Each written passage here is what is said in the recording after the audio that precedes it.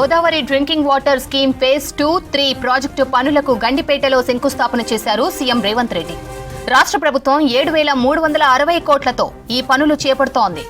గోదావరి నుంచి హైదరాబాద్ 20 టీఎంసీలను తరలించాలని లక్ష్యంగా పెట్టుకుంది. ఇందులో 17.5 టీఎంసీలు హైదరాబాద్ తాగునీటి అవసరాలకు, మరో 2.5 టీఎంసీలు మూసీ ప్రక్షాళన, జంట జలాశయాల పునర్జీవనానికి వినియోగించనుంది. ప్రస్తుతం హైదరాబాద్ కు వివిధ ప్రాజెక్టుల ద్వారా 580 నుంచి 600 ఎంజీడీల నీళ్లు సరఫరా అవుతున్నాయి. భవిష్యత్ అవసరాల కోసం మల్లన్న సాగర్ నుంచి మరో 300 ఎంజీడీల నీటిని నగరానికి తరలించేందుకు రాష్ట్ర ప్రభుత్వం ప్రణాళికలు రచించింది. ఈ ప్రాజెక్టుకు సంబంధించి DPR ను వ్యాప్కో సిద్ధం చేసింది. గన్పూర్, షామీర్పేట్ వాటర్ ట్రీట్మెంట్ ప్లాంట్లు నిర్మించనున్నారు. గన్పూర్ నుంచి ముత్తంగి వరకు భారీ పైప్ లైన్, పంప్ హౌజ్లు, సబ్ స్టేషన్లు ఏర్పాటు చేయనున్నారు. 2 ఏళ్లలో Godavari drinking water scheme phase 2, 3 పనులను పూర్తి చేయాలని రాష్ట్ర ప్రభుత్వం లక్ష్యంగా పెట్టుకుంది. Godavari drinking water scheme phase 2, 3 project పనులకు గండిపేటలో శంకుస్థాపన చేశారు సీఎం రేవంత్ రెడ్డి. రాష్ట్ర ప్రభుత్వం 7,360 కోట్లతో ఈ పనులు చేపడుతోంది. గోదావరి నుంచి హైదరాబాద్ కు 20 టీఎంసీలను తరలించాలని లక్ష్యంగా పెట్టుకుంది. ఇందులో 17.5 టీఎంసీలు హైదరాబాద్ తాగునీటి అవసరాలకు, మరో 2.5 టీఎంసీలు మూసీ ప్రక్షాళన, జంట జలాశయాల పునర్జీవనానికి వినియోగించనుంది. ప్రస్తుతం హైదరాబాద్ కు వివిధ ప్రాజెక్టుల ద్వారా 580 నుంచి 600 ఎంజీడీల నీళ్లు సరఫరా అవుతున్నాయి. భవిష్యత్ అవసరాల కోసం మల్లన్న సాగర్ నుంచి మరో 300 ఎంజీడీల నీటిని నగరానికి తరలించేందుకు రాష్ట్ర ప్రభుత్వం ప్రణాళికలు రచించింది. ఈ ప్రాజెక్టుకు సంబంధించి DPR ను వ్యాప్కో సిద్ధం చేసింది. గన్పూర్, షామీర్పేట్లో వాటర్ ట్రీట్మెంట్ ప్లాంట్లు నిర్మించనున్నారు. గన్పూర్ నుంచి ముత్తంగి వరకు భారీ పైప్ లైన్, పంప్ హౌజ్లు, సబ్ స్టేషన్లు ఏర్పాటు చేయనున్నారు. 2 ఏళ్లలో Godavari drinking water scheme phase 2, 3 ప్రాజెక్టును పూర్తి చేయాలని రాష్ట్ర ప్రభుత్వం లక్ష్యంగా పెట్టుకుంది. హైదరాబాద్ నగరానికి గోదావరి జలాలను తీసుకురావడానికి చర్యలు చేపట్టింది సర్కార్. గోదావరి ఫేజ్ 1, ఫేజ్ 2లో భాగంగా మూసీ పునర్జీవనంతో పాటు సిటీ మంచినీటి అవసరాలతో తీర్చే ప్రాజెక్టులను చేపడుతోంది. మల్లన్న సాగర్ నుంచి ఉస్మాన్ సాగర్ కు గోదావరి నీళ్లను తరలించనున్నది. 7,360 కోట్లతో చేపడుతున్న గోదావరి డ్రింకింగ్ వాటర్ స్కీమ్ కు సీఎం రేవంత్ రెడ్డి ఇవాళ శంకుస్థాపన చేశారు. ఈ ప్రాజెక్టు పూర్తయితే 2027 డిసెంబర్ నాటికి హైదరాబాద్ లోని ప్రతి ఇంటికి రోజు నల్లా నీళ్లు సరఫరా చేయొచ్చని సర్కార్ భావిస్తోంది. హైదరాబాద్ లో తాగునీటి సమస్యను పరిష్కరించేందుకు మూసీకి పూర్వ వైభవం తీసుకురావడానికి సర్కార్ ప్రతిష్టాత్మకంగా తీసుకుంది.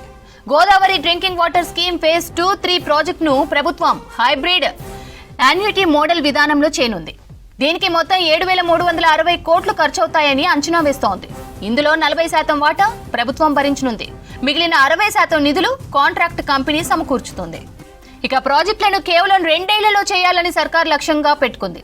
ఈ ప్రాజెక్టులో భాగంగా మల్లన్న సాగర్ రిజర్వాయర్ నుంచి మొత్తం 20 టీఎంసీలను హైదరాబాద్ కు తరలిస్తారు.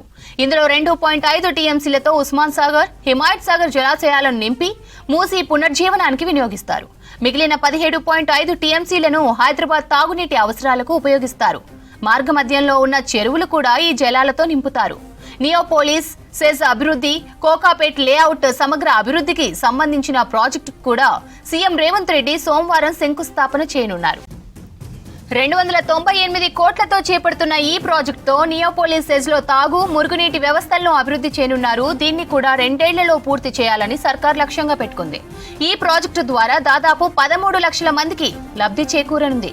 హైదరాబాద్ భవిష్యత్ అవసరాలను దృష్టిలో ఉంచుకొని ప్రభుత్వం చేపట్టిన ఈ భారీ ప్రాజెక్టులు నగర అభివృద్ధికి, పర్యావరణ పరిరక్షణకు ఎంతగానో తోడ్పడనున్నాయి.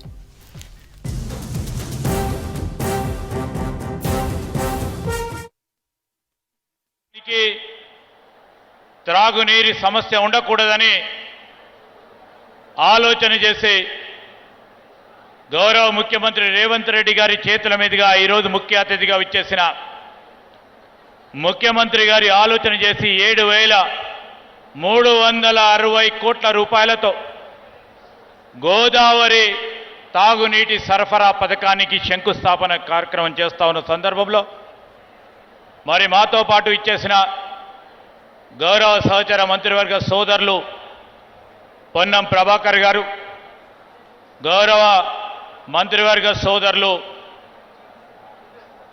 గడ్డం వివేక్ గారు, వేదికపై ఆసీనులైన శాసన మండలి ప్రభుత్వ చీఫ్ విప్ మహేందర్ రెడ్డి గారు, అదేవిధంగా హైదరాబాద్, రంగారెడ్డి, మెదక్ జిల్లాలకు సంబంధించిన గౌరవ శాసనసభ్యులు, శాసన మండలి సభ్యులు, అదేవిధంగా వేదికపై ఉన్న ప్రభుత్వ అధికారులు, ఈనాడు ఈ నియోజకవర్గంతో పాటు మన నగరానికి సంబంధించిన ప్రముఖులు, మిత్రులకి, పాత్రికేయ మిత్రులందరికీ నమస్కారం.